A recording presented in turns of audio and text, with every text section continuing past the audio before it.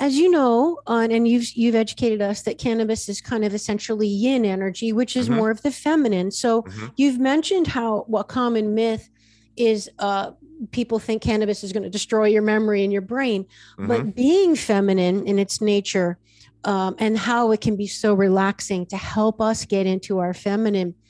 Um, it's gotten also a bad rap about being too feminine in that it basically demotivates people from getting Yes. off the damn couch and getting your shit done, So Yes. can you comment a little bit on being overly feminine? Is that true? Is that possible? What do you I think? love this question because it brings up a great place for anyone listening to take ownership over their lives. And so, one of the common things that we hear is, oh, cannabis makes me lazy or cannabis makes me anxious, paranoid, fill in the blank here, right? But at the end of the day, whoever's listening to this right now, you are the only one that makes you anything, right? So if you choose to be lazy when you interact with cannabis, and usually it's because you fail to give the plant a direction or fail to have the necessary masculine component to provide structure to that equation, and you expect the plant to do that for you, well, you are outsourcing your power onto the plant. And if you're doing it there, you're most likely outsourcing your power throughout everything you do in life, because how you do anything is how you do everything. And that's one of the main ways that even in something challenging where maybe someone is interacting with cannabis and they're finding it's quote unquote making them lazy. Well, what's more empowering, right? Thinking this plant makes you lazy and you have no power over it, or realizing, hey, maybe I have some laziness inside of me and maybe I should figure out why I'm feeling lazy.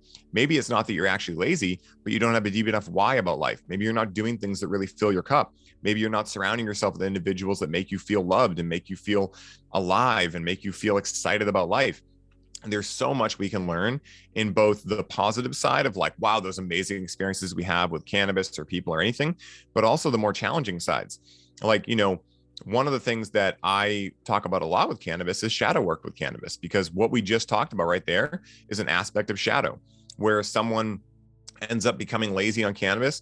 Now, maybe that person is going so hard that they actually like are looking to relax, but when they do, they judge themselves for it. So maybe they're not actually even being lazy, but they're projecting that they are feeling lazy because they're so not okay with letting themselves rest, because they're not sure of themselves. They don't trust themselves to get everything done, these types of things.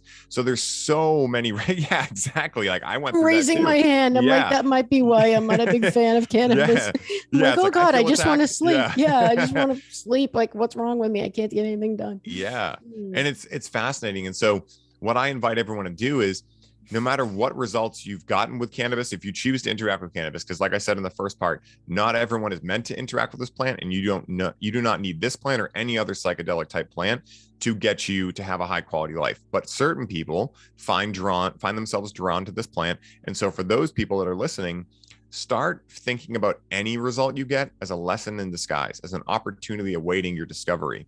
And when you look at life in that way, everything becomes a learning experience, right? If you wake up and you hit the snooze alarm too many times, right?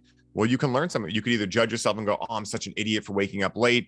Why do I keep doing this? Or you could go, hey, why am I doing this? Right. And that inflection changes, right? From why am I doing this to why am I doing this? Right. And when you do that, you can actually go, well, am I going to bed too late? Am I eating too late? Right? Am I having a parasite issue that's keeping me up between 1 and 3 in the morning, and I'm tossing and turning, and then I'm wanting to sleep later in the morning?